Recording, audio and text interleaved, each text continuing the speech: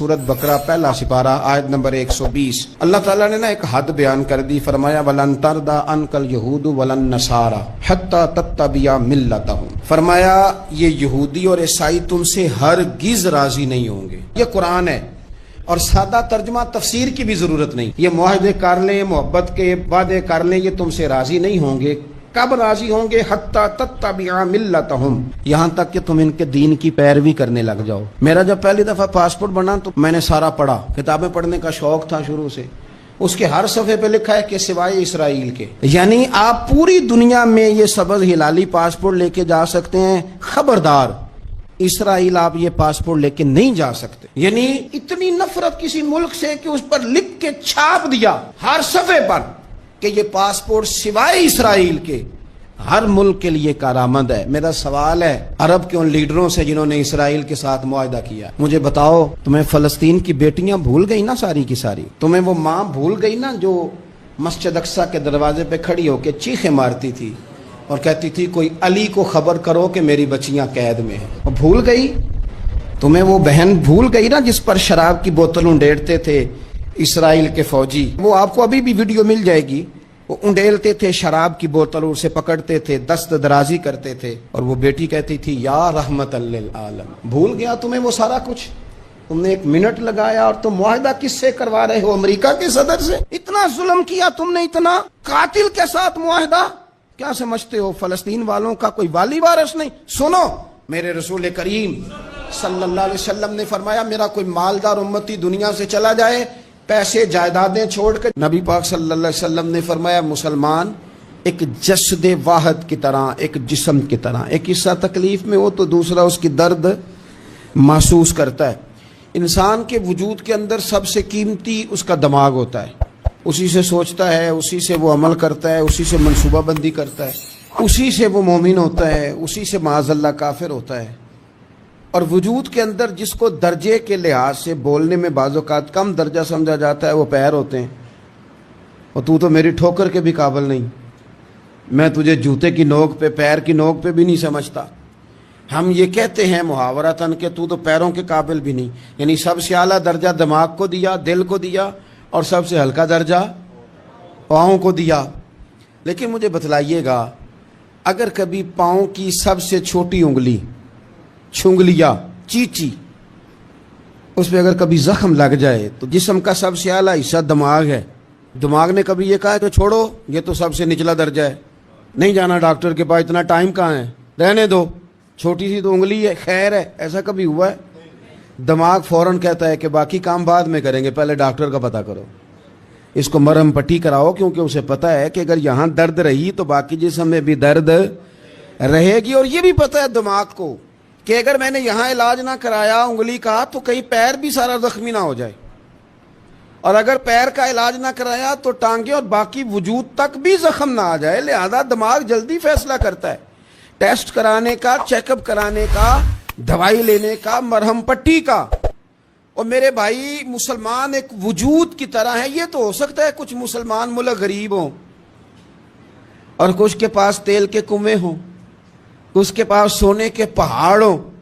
ये तो हो सकता है कि बादौकात ये वो समझ लें कि हमारा दर्जे के हैं, लेकिन ये याद रखें अगर एक जिस्म की तरह हैं, सोचते हैं और हैं, क्योंकि नबी पाक ने फरमाया है, अगर इस तरह सोचते हैं तो फिर मेरा ख्याल है कि जिस तरह तेल के कुएं वाले को अपनी दर्द होती है ना, सोने के पहाड़ों वाले मुल्क को जिस तरह अपनी दर्द होती है ना, इस तरह उसे किसी को बेकारत की नजर से देखना नहीं चाहिए, चूंकि जस्दे वाहिद है। और जस्दे वाहिद में अगर कोई दर्जा बड़ा भी रखता हो कि जनाब हमारे पास एक बड़ी जगह है, मुतबर्रक जगह है, हम बड़े हैं, तो आप बड़े हैं, लेकिन बड़ा दिमाग ही ये फैसला करता है कि भाई वो छोटा सा पैर का हिस्सा जख्मी है, जल्दी करो, इलाज कराओ। लेकिन बड़े दिमाग वाला कहे कि मेरा घर तो महफूज है। मेराज की बात करने का तो अब वक्त आया है, इसलिए कि मेराज का सारा वाक़या तो मस्जिद अक्सा के गिर्द घूमता है। सुबहान अल्लज़ी असरा बिअब्दिही लैलन मिनल मस्जिदिल हराम इलल मस्जिदिल अक्सा। हुजूर ने मेराज की रात मस्जिद अक्सा में नमाज पढ़ाई थी और एक बार फिर से तैबा से फ़लस्तीन में आ راستہ دیکھتی ہے پھر مسجد اقصی تیرا۔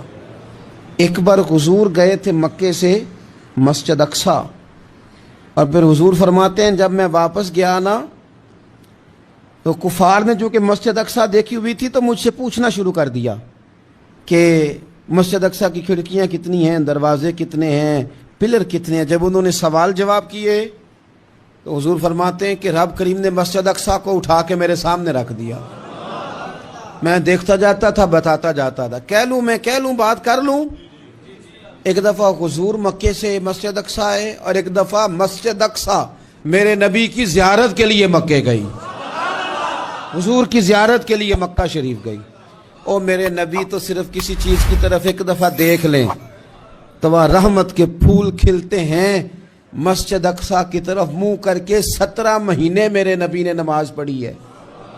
مسلمانوں پتہ ہی کوئی نہیں، ہماری خبریں ہی اور ہیں، ہمارا درد ہی اور ہے، ہمیں پتہ ہی نہیں بم کہاں برس رہے ہیں، ہمیں یہ خبر ہی نہیں۔ اور میں اس دور میں تقریریں کر رہا ہوں جہاں سوتوں کو جگانا نہیں پڑتا، جاگتوں کو جگانا پڑتا ہے۔ سیانے لوگوں کو سمجھانا ہمارے ذمہ لگ گیا، کیا کریں؟ اس قوم کو سکھانا پڑتا ہے جسے پتہ سارا ہے، لیکن جان بوجھ کے آنکھیں ہماری بند ہیں۔ یہ مولوی کو بات کرتا تو لوگ کہتے دیکھو مولوی گالی دیتا ہے، لیکن اگر قائد اعظم محمد علی جناح کہے کہ اسرائیل امریکہ کی ناجائز اولاد ہے تو پھر تو تمہیں ہضم کر لینا چاہیے نا، پھر تو لبرل کو بھی ہضم ہونا چاہیے نا کہ قائد اعظم نے کہا ہے، اور اس ناجائز بچے کو تم نے اتنی طاقتیں دے دی کہ وہ مسلمانوں کے قبلہ اول میں نماز پڑھنے والوں کو بھی نہ بخشے۔ کہاں گئی تمہاری وہ انسانی حقوق کی بڑی بڑی تنظیمیں، کدھر گئی؟ اور میرا پاکستانی میڈیا سے بھی سوال ہے، چند دن پہلے سیالکوٹ میں ایک واقعہ ہوا، ناانصافی ہو گئی جی، ناانصافی ہو گئی جی ایک بی بی کے ساتھ۔ ہر بندے نے شور مچایا، بڑے بڑے طوفان اٹھتے ہیں، کیوں ہوا جی کیوں ہوا؟ تو مسجد اقصی کی توہین ہو گئی تو پھر طوفان کیوں نہیں اٹھا؟ ٹاک شو کیوں نہیں ہوئے؟ بحثیں کیوں نہیں ہوئی؟ میں اس موم بتی مافیا کا کیا کروں؟ ان لبرل لوگوں کا کیا کروں؟ ان کے سپورٹروں ووٹروں کا کیا کروں؟ ان سیاسی جماعتوں کے کارکنوں کو کیا نام دوں کہ جو ان فضول بحثوں میں تو وقت ضائع کرتے ہیں، اور وہ مسجد اقصی جس کے بارے میں میرے نبی پاک صلی اللہ علیہ وسلم سے ایک صحابیہ نے پوچھا تھا، یا رسول اللہ مسجد اقصی میں نماز پڑھنا کتنا کو بہتر ہے باقی نمازوں کے مقابلے میں؟ تو حضور نے فرمایا 1000 گنا بہتر ہے۔ بی بی عرض کرنے لگی، سونیا میں جا تو نہیں سکتی، دل بڑا کرتا ہے۔ تو حضور نے فرمایا جا نہیں سکتی تو وہاں تیل ہی بھجوا دے، جس میں حاضری لگوانے کی حضور بات کریں جس مسجد میں۔ اور نبی پاک علیہ السلام نے فرمایا خاص کر کے سفر کرنا ہوا تو 3 مسجدوں کے لیے کرنا، ایک مسجد حرام بیت اللہ کے لیے، ایک مسجد نبوی کے لیے، اور تیسرا مسجد اقصی کے لیے۔ قرآن مجید میں اللہ کریم نے اپنے بندوں کی تعریف بیان کی ہے اور فرمایا یجاہدون فی سبیل اللہ، وہ اللہ کے راستے میں جہاد کرتے ہیں، ولا یخافون لومۃ لائم، اور فرمایا اس راستے میں جب لوگ ان کی ملامت کرتے ہیں، لوگ انہیں برا کہتے ہیں تو وہ اس کی پرواہ نہیں کرتے، اس کا وہ خوف نہیں کھاتے، اس لیے کہ وہ اللہ کے راستے میں جہاد کر رہے ہیں۔ فرمایا ذالک فضل اللہ، یہ ان پر اللہ کا فضل ہے۔ وہ کسی ملامت کرنے والے کی ملامت کی پرواہ نہیں کرتے، خوف نہیں کھاتے، تو یہ ان پر اللہ کا فضل ہے۔ یؤتیہ من یشاء، اور یہ فضل اللہ جسے چاہتا ہے عطا کرتا ہے۔ واللہ واسع علیم، اللہ وسعت والا بھی ہے اور علم والا بھی ہے۔ انسان جب بالکل ٹھیک راستے پہ چل رہا ہوتا ہے اور اپنے ضمیر کے عین مطابق وہ اپنی زندگی کے سارے معاملات کو قرآن و سنت کی روشنی کے اندر چلا رہا ہوتا ہے، اس کی خواہش ہوتی ہے کہ لوگ میرے پیغام کے ساتھ چلیں، اور اگر ساتھ نہیں چلتے تو کم از کم اس پر خوشی کا اظہار تو کریں، اس کی خواہش ہوتی ہے۔ میرے ساتھ اول تو چلیں جو کہ میں بات ٹھیک کر رہا ہوں، پیغام ٹھیک دے رہا ہوں، چونکہ میں ہوں حق پہ یا تو میرے ساتھ چلے. اگر اتنا نہیں ہو سکتا تو کم از کم شاباشی والا لفظ تو استعمال کریں, خیر والا معاملہ تو کریں. ہمارا مزاج کیا ہوتا ہے, ہمارا ماحول یہ ہوتا ہے کہ ہمیں اس سے غرض نہیں ہوتی کہ بندہ غلط ہے کہ ٹھیک ہے, ہمیں اس سے غرض ہوتی ہے کہ میرے مطلب کا ہے کہ نہیں, میرے مطلب کا. اب ہم ملامت کرتے ہیں, ہم اسے برا کہتے ہیں, وہ بندہ ٹھیک ہوتا ہے. اس کا نقصان یہ ہوتا ہے کہ کبھی تو اس شخص کی ہمتیں ٹوٹتی ہیں, کبھی وہ پریشان ہوتا ہے, اور کبھی دین کے کام میں رکاوٹ آتی ہے. کبھی یہ ہوتا ہے کہ انسان چونکہ اللہ تبارک و تعالیٰ کے دین کی خاطر صحیح نکلا ہوتا ہے, تو یہ جو ملامت کرنے والا ہوتا ہے یہ پھر اس کھاتے میں چلا جاتا ہے جس کھاتے میں اکثر وہ لوگ رہے جو دین کے مخالف رہے. تو آپ اگر ٹھیک چل رہے ہیں, آپ کا رستہ ٹھیک ہے, آپ کا تعین ٹھیک ہے, پھر آپ کو ملامت کرنے والوں کی ملامت کی پرواہ نہ کرنا یہ قرآن کا حکم ہے, یہ قرآن مجید کا حکم ہے, یہ نبی کریم علیہ السلام کا پیغام ہے. ہم کیا کرتے ہیں, ہم یہ دیکھتے ہیں کہ لوگ ذرا ملامت کرنے لگ گئے, برا کہنے لگ گئے, تو ہم اچھے کام سے پیچھے ہٹتے ہیں. وہ جی میں نے نا داڑھی تو میں رکھ لوں, نمازی تو میں ہو جاؤں, پر میں کاروبار کرتا ہوں, تھوڑا بہت اینچ نیچ بھی ہو جاتی ہے. پھر لوگ تانا دے, پھر لوگ یہ کہتے ہیں کہ جناب دیکھو یہ نیک ہو کے داڑھی والا ہو کے بھی یہ کام کر رہا ہے. تو میں کہتا ہوں اگر لوگ تانا دیں گے تو تیرا ثواب بڑھ جائے گا, تیرے اجر میں اللہ اضافہ کر دے گا. بھی اب اگر میں یہ کہوں کہ میں ٹھیک ہو گیا ہوں, اس سے نقصان ہوگا, لوگ مجھے برا کہیں گے, تو بھئی اگر برا کہیں گے تو تیرے ثواب میں, شریر کا کام تو شرارت کرنا ہے, جو شریر ہے اس کا کام, سانپ کا کام کیا ہے, ڈسنا, تو وہ تو ڈسے گا, شریر تو شرارت کرے گا چونکہ اس کے مزاج میں شرارت ہے. آپ کو کیا کرنا ہے, آپ کو دیکھنا یہ ہے کہ آپ کا رستہ ٹھیک ہے, آپ حق پہ ہیں, پھر آپ کو شریر کی پرواہ نہیں کرنی, ڈسنے والے کی پرواہ نہیں کرنی, رب رسول کی رضا کی طرف دیکھنا ہے, پھر اللہ اور اس کے رسول کی رضا کی طرف دیکھنا ہے, آگے بڑھنا ہے, جد و جہد کرنی ہے, کام کو جاری رکھنا ہے. ایک سیانہ بندہ ہوتا ہے, وہ دو گروپوں میں صلح کرانا چاہتا ہے, وہ دو گروہوں کے اندر پل کا کردار ادا کرنا چاہتا ہے. قبیلے کے, برادری کے, خاندان کے لوگوں میں لڑائی ہو گئی, جھگڑا ہو گیا. یہ بندہ صلح کرا سکتا تھا, طاقت تھی, اس کو پتا تھا لوگ میری بات مانیں گے, اس نے مداخلت کی, یہ آگے بڑھا. فوراً ایک شخص نے کہہ دیا تیرا کیا لالچ ہے, چودھری بننا چاہتا ہے, تو سردار بننا چاہتا ہے. اب یہ کہتا ہے جناب چونکہ لوگ مجھے برا کہہ رہے ہیں, ان کا خیال ہے کہ میں سردار بننا چاہتا ہوں, لہذا میں نہیں صلح کراتا, لڑے رہو. حالانکہ میرے نبی کریم سید عالم نور مجسم صلی اللہ علیہ وسلم نے ارشاد فرمایا ہے, محبوب کریم علیہ الصلوۃ والسلام نے فرمایا, دو گروہوں میں جو صلح کرائے گا رب 2 حج اور 2 عمرے کا ثواب عطا فرمائے.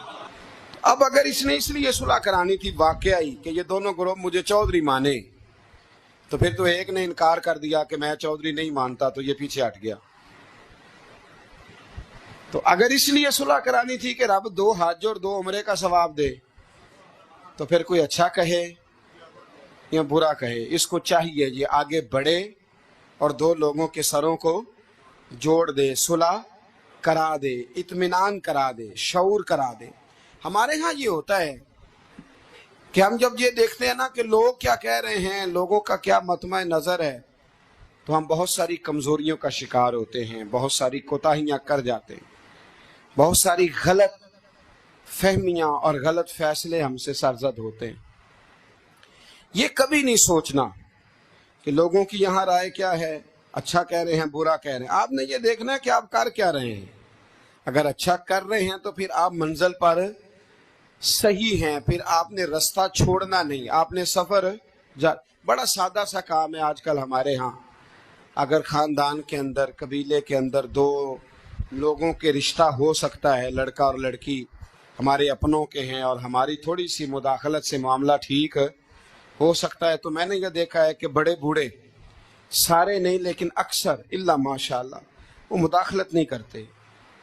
ان کی تھوڑی سی کوشش تھے خاندانوں میں جو تھوڑی تھوڑی باتیں ہیں وہ دور ہو کے رشتے ہو سکتے ہیں, وہ کوشش کیوں نہیں کرتے؟ میں نے یہ کہتے ہوئے لوگوں کو سنا ہے کہ بعد میں جو شکایتیں آئیں گی وہ کون پوری کرے گا؟ آپ کے بہو اور بیٹے کی جو شکایتیں ہیں وہ کون پوری کر رہا ہے؟ آپ کر رہے ہیں نا. اگر آپ یہ دیکھیں یہ کام کتنا اچھا ہے کہ آپ نے دو گھروں کو ملا دیا. نبی کریم علیہ السلام نے حضرت ربیہ بن کعب کا نکاح بھی کرایا ہے, حضرت اسامہ بن زید کا بھی حضور نے رشتہ کرایا ہے. نبی پاک علیہ السلام ان کاموں پر توجہ دیتے کہ جہاں میرے آگے بڑھنے سے کہیں غلاموں کے بھلے ہو سکتے ہیں تو حضور آگے بڑھتے, وہ بھلا کرتے. ہمارا کردار کمزور ہو جاتا ہے, ہم کہتے ہیں جی وہ شکایتیں وہ جو علماء آئیں گے تو وہ کس نے لینے ہیں. تو ایک بزرگ سے میں نے محبت کے ساتھ کہہ دیا تھا, میں نے کہا آپ کی کتنی زندگی ہے؟ 60-70 کے تو آپ ہو ہی گئے ہیں. آپ اپنی زندگی سیو کر رہے ہیں اگلے والی کہ مجھے کوئی شکایت نہ دے, ملامت نہ کرے, لیکن 2 خاندان جوڑ رہے ہیں اس سے آپ کنارہ کر رہے ہیں. آپ 10 سال اور زندہ رہ لیں گے, 15 زندہ رہ لیں گے, آپ اپنے ان 15 سالوں کو تو محفوظ کر رہے ہیں, لیکن جو اتنا بڑا خیر کا کام تھا, اچھائی کا کام تھا, بھلائی کا کام تھا, اس کام سے آپ رک رہے ہیں. اسی طرح 2 آدمی لڑائی کر رہے ہیں, جھگڑا کر رہے ہیں, ایک بدتمیز ہے, شرارتی ہے, ظلم کر رہا ہے, زیادتی کر رہا ہے, تکلیف دے رہا ہے. ہمیں پتہ یہ بندہ غلط ہے, ہمیں اس کے خلاف احتجاج کرنا چاہیے, ہمیں اسے روکنا چاہیے, یہاں ہمیں کوشش کرنی چاہیے, لیکن ہم کہتے ہیں کہ میرا بھی نام آ جائے گا تو وہ اس کے بارے میں لگا ہوا ہے نا. تو بھائی یہ یاد رکھیں مکافات عمل ہے, اگر شر کو روکا نہیں جاتا تو شر پھیل جایا کرتا ہے. اس لیے میرے نبی کریم صلی اللہ تعالی علیہ وسلم نے فرمایا اپنے بھائی کی مدد کرو, وہ ظالم ہو تب بھی مدد کرو, مظلوم ہو تب بھی مدد کرو. تو صحابہ نے عرض کی یا رسول اللہ مظلوم کی مدد تو سمجھ میں آتی ہے, تو ظالم کی کیسے مدد کریں؟ اگر بھائی ظالم ہو تو پھر بھی مدد کرو, تو مظلوم کی مدد تو سمجھ میں آئی, تو یہ جو ظالم بھائی ہے اس کی کیسے مدد کریں؟ تو حضور نے فرمایا اسے ظلم کرنے سے روک دو. یہ بھی تمہارے لیے اس کی مدد ہوگی کہ تم نے اسے بہت بڑے ظلم اور زیادتی سے روک دیا ہے. اسے سمجھاؤ کہ یہاں تم غلط ہو, یہاں تمہارے اندر کوتاہیاں پائی جاتی ہیں, تو اسے منع کر دو. یہ بھی تمہاری مدد ہے. ہم کیا کہتے ہیں؟ ہم کہتے ہیں کہ مینو کی لگے, میرا بھی ذکر آئے گا, میرا بھی. تو بھی ایسا نہیں ہوتا. شر کو روکنا ہے, برائی کو روکنا ہے. پھر اس رستے میں اگر کوئی شخص ملامت کرتا ہے تو اس ملامت کی پرواہ نہیں کرنی, یہ قرآن مجید کا حکم ہے. حضرت ابو ذر غفاری رضی اللہ تعالیٰ عنہ کہتے ہیں کہ دار ارقم میں نا صحابہ کرام چھپ چھپ کے نمازیں پڑھتے تھے. اور یہ بھی آپ یاد رکھ لیں کہ جب تک نبی پاک صلی اللہ علیہ وسلم نے اعلان نبوت نہیں کیا تھا تو حضور سارے مکے والوں کی آنکھوں کے تارے تھے, سارے صادق اور امین کہتے تھے. اور جب حضور نے کہا قولوا لا الہ الا اللہ, کہو کہ اللہ کے علاوہ کوئی معبود, اب کیا ہوا ہے؟ اب 2 مسئلے ہوئے. ایک تو کچھ لوگوں کے مفادات کو ٹھیس پہنچی, اب انہیں ظلم چھوڑنے پڑیں گے. دین پہ آئیں گے تو ایک ہی صف میں کھڑے ہو گئے محمود و ایاز, نہ کوئی بندہ رہا نہ کوئی بندہ نواز. تو سب کو ایک ہونا پڑے گا, ایک صف میں آنا پڑے گا, ایک جگہ قائم رہنا پڑے گا. اب لوگوں کے مفادات کو ٹھیس پہنچتی تھی. وہ جو ظلم کرتے تھے, غلاموں کو بیچتے خریدتے تھے, ان پر زیادتیاں کرتے تھے, بچیاں دفن کرتے تھے, قبضے کرتے تھے, غریب کا مال لوٹ لیتے تھے. اب یہ سارے مفادات صرف انہیں بت نہیں چھوڑنے پڑتے تھے, انہیں اپنے سارے جرم چھوڑنے پڑتے. وہ کیا کرتے تھے اس حوالے سے کہ اب ہمیں بڑا کچھ چھوڑنا پڑے گا, وہ واپس آ جاتے تھے, بیک ہو جاتے تھے. بہت سارے کام ایسے تھے جن میں وہ کمزوری کا شکار ہوتے تھے, وہ محسوس کرتے تھے کہ ہمارے لیے مشکلات بڑھتی چلی جا رہی ہیں, تو پھر وہ مخالفت کرتے تھے. پھر بات ذرا آگے بڑھی, میرے نبی رحمت نور مجسم شفیع معظم صلی اللہ تعالی علیہ وسلم کی انہوں نے معاذ اللہ مخالفت شروع کر دی. کلمہ یہ نہیں دیکھا کہ ہمیں حق بات کہی جا رہی ہے تو حق بات پہ عمل کریں، بلکہ حضور کی ایک گروپ یہ تھا، دوسرا گروہ وہ تھا حضرت ابو سفیان رضی اللہ تعالیٰ عنہ مسلمان ہوئے تو وہ بیان کرتے ہیں کہ اس زمانے میں نا اخنس بن شریک نے کہا تھا ابو جہل سے کہ یار ساری زندگی امین صادق اور امین کہتے رہے ہیں، آج ان کی کن پٹیوں پہ سفید بال آئے ہیں اور انہوں نے اعلان نبوت کیا تو ہم کیوں نہیں مانتے؟ تو ابو جہل کہنے لگا یار باتیں وہ ٹھیک کرتے ہیں، کام ان کا ٹھیک ہے، لیکن مسئلہ یہ ہے کہ اگر ہم ان کا کلمہ پڑھ گئے تو پھر چودراہٹ تو اس خاندان میں چلی گئی۔ چودراہٹ کی بنیاد پر حق بات کی مخالفت، کہ چودراہٹ ادھر چلی گئی ہے، بڑائی ادھر چلی گئی ہے، تو حق بات کی مخالفت اس بنیاد پر لوگوں نے شروع کر دی۔ اب ملامت کی جو وجوہات ہوتی ہیں وہ یہاں حسد ہوتا ہے، یہاں عداوت ہوتی ہے، یا اس کی بنیاد یہ ہوتی ہے کہ وہ آپ کے مفادات کو ٹھیس پہنچ رہی ہے، یا آپ محسوس کر رہے ہیں کہ بڑائیاں کسی اور طرف چلی گئیں۔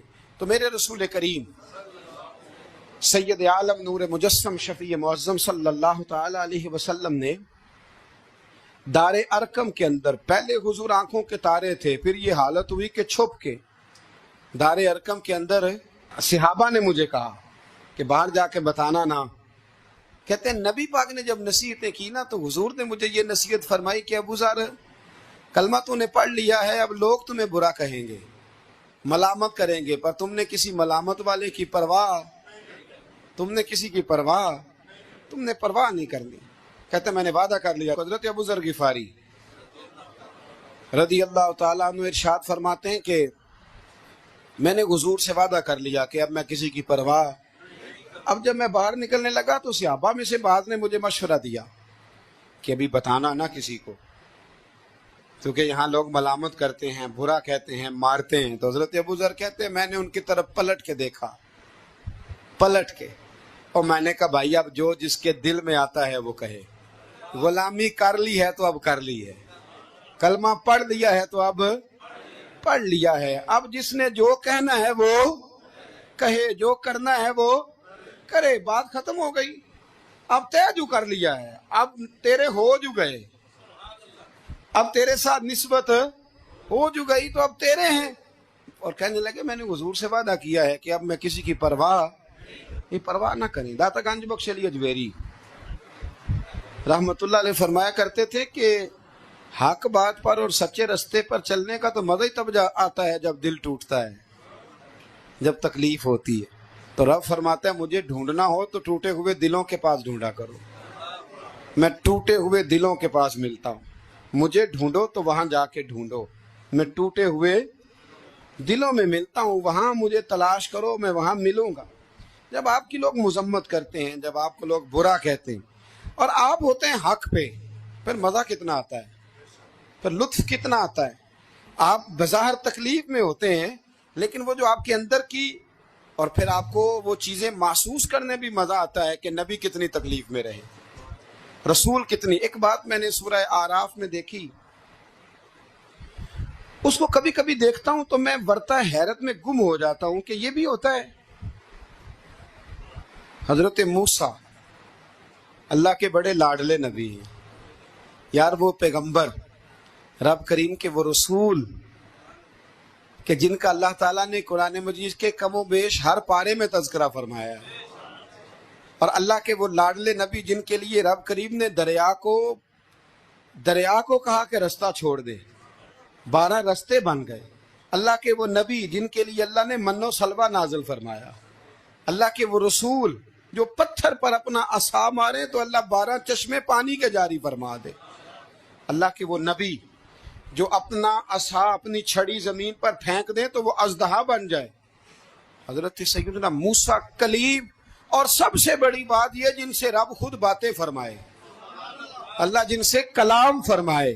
ابن یعقوب کو اللہ نے صورت بخشی، ید بیضا کی کلیم اللہ کو نعمت بخشی، ہر نبی کو کوئی عزت کوئی عظمت بخشی، پر میری سرکار کو بے پردہ زیارت بخشی، میری سرکار کو بے پردہ زیارت بخشی۔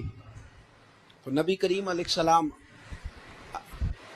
سے قبل حضرت موسیٰ علیہ السلام کتنا اللہ نے شان دیا ہے۔ لیکن حضرت موسیٰ کے آنے سے پہلے بنی اسرائیل کے بچے قتل ہونے لگے. آپ نے ساری بات سنی ہوئی ہے، فرعون نے خواب دیکھا تھا، پھر بچے قتل کرانے لگے کہ وہ بچہ پیدا نہ ہو. اور پھر حضرت موسیٰ تشریف لائے تو بنی اسرائیل کو کچھ جہاد بھی کرنا پڑا، اس کے فرعون کے خلاف لڑنا بھی پڑا، آگے بھی بڑھنا پڑا. تو سورہ آراف میں مفہوم آیت یہ ہے کہ ایک دن بنی اسرائیل والے حضرت موسیٰ سے کہنے لگے کہ معاذ اللہ، آپ کے آنے سے پہلے بھی ہم تکلیف میں تھے اور آپ کے آنے کے بعد بھی ہم اذیت میں ہیں. بڑا مشکل نہیں یہ لفظ کسی کا بیان کرنا کسی کے لیے، کہ آپ کے سبب سے گویا ہمارے بچے قتل ہوئے اور آپ کے سبب سے ابھی بھی ہم تکلیف میں ہیں، ہم اذیت میں آئے ہیں. میرے بھائیوں، پھر سچ کہا تھا نا حضرت سعد بن عبادہ نے کہ یا رسول اللہ، ہم حضرت موسیٰ کی قوم نہیں، ہم حضرت موسیٰ کی قوم نہیں جو آپ سے کہیں گے آپ لڑیں یا آپ کا رب لڑے. حضور، ہم تو آپ کے غلام ہیں، آپ جہاں جہاں اشارہ کرتے جائیں گے ہم سر قربان کرتے جائیں گے. ہم وہ نہیں ہیں جو کہیں گے آپ لڑیں اور آپ کا رب لڑے. حضور، ہم حاضر ہیں اور حاضر رہیں گے، جاننے دیں گے، گردنیں کٹائیں گے. حاضر ہیں اور حاضر، بولیے حاضر ہیں اور حاضر، غلامان محمد جان دینے سے نہیں ڈرتے، یہ سر کٹ جائے یا رہ جائے کچھ پرواہ نہیں کرتے.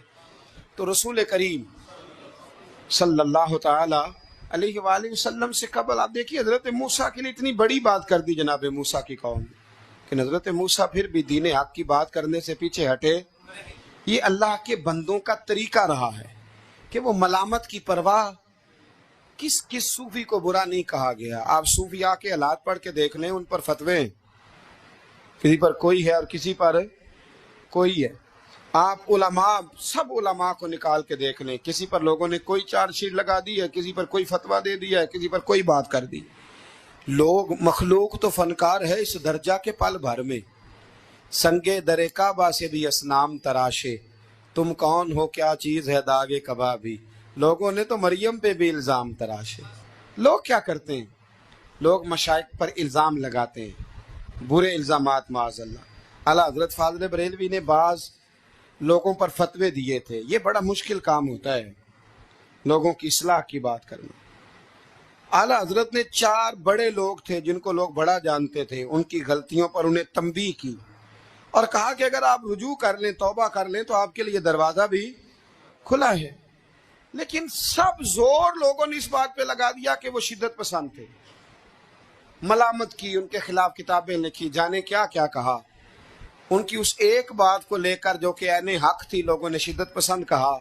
اور جو فاضل بریلوی نے ساری زندگی عشق رسول کا درس دیا، جو 1000 سے زیادہ کتابیں لکھی، جو انہوں نے رسول اللہ کے ترانے لوگوں کو یاد کرائے، جو انہوں نے ہر عنوان پر قلم اٹھایا، لوگ ان کی خدمات کو بھول گئے. یاد رکھو، تنقید کی اینک لگا کے دیکھو گے تو ساری دنیا غلط ہی نظر آئے گی، اور محبت کے ساتھ دیکھو گے تو اللہ نے کائنات میں بڑا حسن رکھا ہوا ہے. رب کی مخلوق بڑی پیاری ہے، بڑی شاندار ہے، بڑی بندہ نواز ہے.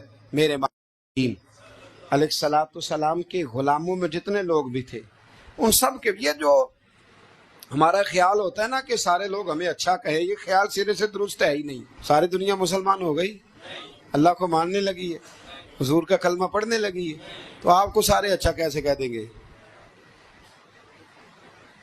جب رب رسول کے بارے میں ابھی سارے لوگ کلمہ نہیں پڑھتے، مطیع اور فرما بردار، تو آپ کا یہ دعویٰ کیسے ہے؟ آپ یہ کیسے محسوس کرتے ہیں؟ حضرت جنید بغدادی رحمت اللہ علیہ ایک شخص کا جنازہ پڑھ کے فارغ ہوئے تو لوگوں نے کہا حضور بڑا ہی اچھا آدمی تھا، ہر بندہ اس کی تعریف کرتا ہے. آپ فرمانے لگے غلطی ہو گئی، اس کا جنازہ نہیں پڑھنا چاہیے تھا. یہ تو ذو معنی بندہ تھا، ذو وجہین تھا، 2 منہوں والا تھا، جس کے پاس جاتا تھا اسی کا ہو جاتا تھا. اس نے تو سب کو راضی رکھنے کی پالیسی اختیار کی ہوئی تھی، لہذا یہ درست نہیں تھا. اگر یہ بندہ سچا ہوتا، حق بات کہتا، تو لوگ اس کے مخالف بھی ہوتے. اگر یہ صحیح رستے پر ہوتا تو لوگ اسے برا کہنے والے بھی ہوتے. تو چونکہ یہ درست نہیں تھا، باتیں چھپاتا تھا، غلطیاں کرتا تھا، جدھر جاتا تھا اسی کا ہو جاتا تھا، لہذا کوئی اسے برا نہیں کہتا. تو اس کا مطلب یہ ہے کہ یہ حق بات نہیں کہتا تھا. حضرت جنید بغدادی خود ایک دن گزر رہے تھے گلی سے، مرید شاگرد عقیدت مند ساتھ تھے، تو ایک شخص نے آپ سے کہا معاذ اللہ ثم معاذ اللہ، کہنے لگا او زندیق، یعنی اے بے دین، او زندیق.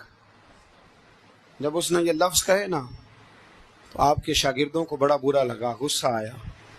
حضرت جنید بغدادی رحمۃ اللہ علیہ نے پلٹ کے اس شخص کی طرف دیکھا تو آپ ہنسے، فرمانے لگے یار سارے بغداد کو میرا ایک ہی نام یاد تھا کہ میں دیندار ہوں، تو نے اچھا کیا ایک اور نام بھی یاد کرا دیا ہے. چلو ایک اور نام بھی لوگوں کو یاد ہو گیا، پہلے سارے بغداد کو میرا بولیے ایک ہی نام پتا تھا کہ جنید بڑا اچھا کیا تو نے. حضرت مولانا ظفر الدین صاحب بہاری ملک العلماء، انہوں نے بخاری کی شرح لکھی ہے، اعلیٰ حضرت رحمۃ اللہ علیہ کے خلیفہ تھے. مولانا ظفر الدین بہاری رحمۃ اللہ تعالی علیہ، آپ فرماتے ہیں کہ اعلیٰ حضرت کو نا بے شمار خط آتے تھے. اب تو ٹیلی فون کا رواج ہے، تو اس زمانے میں خطوط تھی، ویسے خط بھی بڑا شاندار ہوتا تھا، بندہ سوچ سمجھ کے تو لکھ لیتا تھا نا. تو بڑے خط آتے تھے اعلیٰ حضرت کو، خطوط پر ہی آپ جواب دیا کرتے تھے. خط آتے، کسی نے کسی لقب سے پکارا ہے، کسی نے کسی نام سے پکارا ہے، کسی نے ایک خط آیا تو اس میں بڑے غلط لفظ لکھے تھے، بڑے بڑے غلط جملے، معاذ اللہ ثم معاذ اللہ، ملامتی لوگ جو ملامت کرنے والے ہوتے ہیں، انہیں بڑی تکلیف پہنچائی تھی.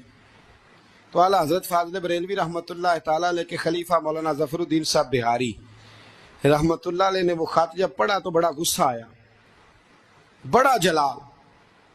اعلیٰ حضرت رحمۃ اللہ علیہ فرمانے لگے کیا ہوا؟ عرض کی اور اس نے بڑے برے لفظ لکھے، میں اس پر مقدمہ کروں گا، کیس کروں گا، عدالت جاؤں گا. تو اعلیٰ حضرت فرمانے لگے وہ پہلے جس نے پیارے لفظ لکھے ہیں پہلے اس کے لیے انعام کا اعلان کرنا، پہلے کوئی جائیداد دے، کوئی تحفہ دے، پھر اس پر مقدمہ بھی کر لینا. فرمایا اگر اتنے لوگ اچھا کہہ رہے ہیں تو دو چار ایسے ہیں بھی، تو میں یہ کہا کرتا ہوں چلو نظر نہیں لگتی.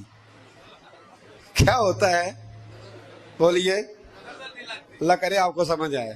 چلو نظر نہیں لگتی، کو دو چار ہوں بھی تو نظر کوئی حرج نہیں، نظر نہیں لگتی. اعلیٰ حضرت فرمانے لگے یا تو ان کو انعام دو، ان کے نام جائیداد کراؤ، تو پھر تکلیف دینے والوں پر مقدمے بھی کر لینا. تو اگر وہاں تمہیں نام نہیں دے رہے تو پھر یہاں تمہیں مقدمہ کرنے کی حق بات پر، سچی بات پر آپ مستقل مزاجی اختیار کریں، آپ ٹھہریں. پھر آپ کو کوئی کیا کہہ رہا ہے، کوئی آپ کے بارے میں کیا بیان کر رہا ہے، پھر آپ اس بات سے نکل آئیں، پھر آپ اس سے نکلیں. میرے نبی رحمت نور مجسم شفیع معظم صلی اللہ تعالی علیہ وسلم طائف کے بازار بھی چلے گئے تھے، عکاظ کی منڈیوں میں بھی حضور چلے گئے. نبی پاک نے کافر کے ہر سوال کا جواب دیا، اور جب دین کی تکمیل ہونے لگی مدینہ منورہ میں تو کافر ختم ہوئے تو منافق کھڑے ہو گئے. پوری صورتیں ہیں منافقین کے بارے میں. ادھر سے معاملہ ختم ہوا تو ادھر سے کبھی حضور کے علم پر اعتراض کرتے ہیں، کبھی حضور صلی اللہ تعالی علیہ وسلم کے صحابہ پر شکوہ کرتے ہیں، کبھی کوئی بات کرتے، کبھی کوئی بات کرتے. لیکن میرے حبیب کریم علیہ السلام نے ہمیشہ ڈٹ کر، کھڑے ہو کر، استقامت کے ساتھ ہر بات کو سنا اور امت کو یہ پیغام دیا کہ تم نے سچی بات پر کھڑے رہنا ہے، تم نے دائیں بائیں پلٹنا نہیں ہے. امام احمد بن حنبل رحمت اللہ ہے، امام احمد بن حنبل بہت بڑے امام تھے، 14 جلدوں میں کتاب لکھی آپ نے حدیث پاک کی، مسند امام احمد بن حنبل. اور کلیجہ ٹھنڈا ہو جاتا ہے امام صاحب کی تحریریں پڑھ کے. اتنے بڑے آدمی، ہر دور میں کوئی نہ کوئی فتنہ پیدا ہوتا ہے. تو فتنہ اس طرح پیدا ہوتا ہے کہ لوگ دین کا نام لے کے بعضوں کا فتنہ کرتے ہیں. مرزا غلام احمد قادیانی جب آیا تھا تو وہ تشریحات ہی کرتا تھا معاذ اللہ دین کی، کبھی اپنے آپ کو محدث کہتا تھا، کبھی مفسر کہتا تھا، پھر آہستہ آہستہ وہ مجدد بننے لگا، پھر کہنے لگا میں ذلی نبی ہوں، بروزی. پھر اس بے ایمان نے کھل کر اپنے باطن میں چھپی ہوئی ہر غلاظت کا ذکر کرنا شروع کیا. تو دین کے اندر داخل ہو کر دین کا نام لے کر جو فتنے برپا کیے جاتے ہیں، اللہ تعالیٰ ان سے محفوظ فرمائے، اللہ تعالیٰ ہمیں محفوظ فرمائے. دین کا نام لے کر لبادہ اوڑھ کر لائسنس لے کر دین کا جو فتنے لوگ برپا کرتے ہیں، بڑے خطرناک، بڑے خوفناک، وہ بھی فتنے ہوتے ہیں۔ حضرت امام احمد بن حنبل کے زمانے میں ایک فتنہ اٹھا تھا خلق قرآن کا، خلق قرآن کا، کہ قرآن اللہ کی تخلیق ہے یا اللہ کا کلام ہے۔ لوگ گنجائشیں نکالتے ہیں نا اس طرح کے جملے کہ لوگوں کو کیسے قرآن پاک سے یا حضور کے فرمان سے یا دین سے دور کیا جائے، تو تعویلات کرتے ہیں۔ ایک فتنہ تھا، امام صاحب نے ڈٹ کے فتویٰ دیا کہ قرآن مجید اللہ کا کلام ہے، یہ اللہ کا کلام ہے، حضور علیہ السلام پر نازل ہوا ہے۔ امام صاحب نے اعلان کیا، ڈٹے، تو بادشاہ وقت نے آپ کو قید کر دیا، پولیس بھیجی، امام صاحب کو پکڑ کے لے گئی۔ جیل میں جانا کو برا نہیں، سارے جیل میں قیدی برے نہیں ہوتے، جیل میں تو حضرت یوسف بھی رہے ہیں، حضرت یوسف علیہ السلام بھی جیل میں، سارے لوگ جرم کر کے نہیں آئے ہوتے، کچھ عدل کر کے بھی جیل میں آئے ہوتے ہیں۔ لیکن اس کا غلط ترجمہ نہ کر لینا، جیل میں برے بھی ہوتے ہیں، برے بھی جیلوں میں اپنی مرضی کی لائنیں بھی لوگ بنا لیتے ہیں نا، تو اچھے لوگ بھی بعض اوقات بعض آزمائشوں کے سبب جیلوں میں جاتے ہیں۔ امام احمد بن حنبل کو جب گرفتار کر کے لے گئے نا، تو امام صاحب کچھ دن جیل میں رہے، جب واپس تشریف لائے امام احمد بن حنبل رحمۃ اللہ علیہ، جب آپ واپس تشریف لائے تو آپ کے صاحبزادے کہتے ہیں کہ ابو الحسن نام کا ایک چور تھا، ابو الحسن نام کا پکا چور تھا۔ پکے چوروں کا بھی سب کو پتا ہوتا ہے نا، سارا بغداد جانتا تھا کہ پکا چور ہے۔ لیکن امام صاحب کچھ مہینے جیل میں رہ کے واپس آئے تو ہر نماز کے بعد اس چور کے لیے دعا کرتے، کہتے اللہ ابو الحسن پہ رحم فرما، اللہ اس پر، حد ہو گئی حضرت، چور سے ملاقات۔ اب آپ جیل جائیں گے تو ایسے لوگوں سے ملاقاتیں تو ہوں گی نا، قاتلوں سے بھی، چوروں سے بھی، دہشت گردوں سے بھی، تخریب کاروں سے بھی۔ امام صاحب کی ملاقات ہو گئی تھانے میں، جیل میں، ہر نماز کے بعد دعا کرتے۔ آپ کے صاحبزادے کہتے ہیں میں نے ایک دن کہا ابا جی اس چور کے لیے آپ دعا کرتے ہیں تو نماز میں بڑے نمازی شریک ہوتے ہیں، کسی نمازی کا خیال کہیں جاتا ہے، کسی کا کہیں جاتا ہے، تو آپ بتا ہی دے بات کیا ہے۔ تو امام صاحب فرمانے لگے یار ہے وہ چور، پر اس نے مجھے ایک بہت بڑی نصیحت کر دی، چور نے۔ ہم تو محدثین اور علماء کی بات نہیں نہ سنتے، تو نصیحت لینے والے کہتے ہیں جہاں سے اچھی بات ملے وہاں سے لے لو۔ کہتے ہیں چور نے مجھے ایک نصیحت کی، حضور وہ کیا؟ کہتے ہیں جب میں تھانے میں گیا تو وہ بھی تھانے میں تھا، میرے ساتھ ملاقات ہوئی تو کہنے لگا حضور آپ حق اور سچ پہ ہیں، حضور آپ حق اور سچ پہ۔ کہنے لگا میں چور ہوں، چوری کے الزام میں آیا ہوں، پہلی دفعہ نہیں آیا، کئی دفعہ آ چکا ہوں، بادشاہ اور کوتوال کے ہاں میرا نام درج ہے، کئی دفعہ آ چکا ہوں، میرا ان کے پاس نام درج ہے، یہ مجھے بڑا مارتے ہیں، پر میں برا ہوں تو برائی پہ ڈٹا ہوا ہوں، میں کبھی باز نہیں آیا، یہ مجھے مارتے ہیں، میری ضمانت ہوتی ہے، پھر جاتا ہوں برا کام کرتا ہوں۔ کہنے لگا حضور اگر میں برے کام پہ ڈٹا ہوں تو خیال رکھنا آپ تو اچھا کام کر کے آئے ہیں، حضور ذرا ڈٹ کے رہنا، دیکھنا ذرا ڈٹ کے رہنا، اس میں کوئی کمزوری نہ دکھانا، تو اچھے کام کے لیے آئے۔ تو امام احمد بن حنبل فرماتے ہیں مجھے اس کی بات یاد رہ گئی، اس نے مجھے کہا کہ آپ نے پرواہ نہیں کرنی کہ لوگ کہیں گے جیل گئے ہیں تو تھانے گئے ہیں تو کچہری گئے ہیں تو یہ ہوا ہے تو فلاں ہوا، نا نا نا نا، نے ڈٹنا ہے اور ڈٹ کے رہنا ہے۔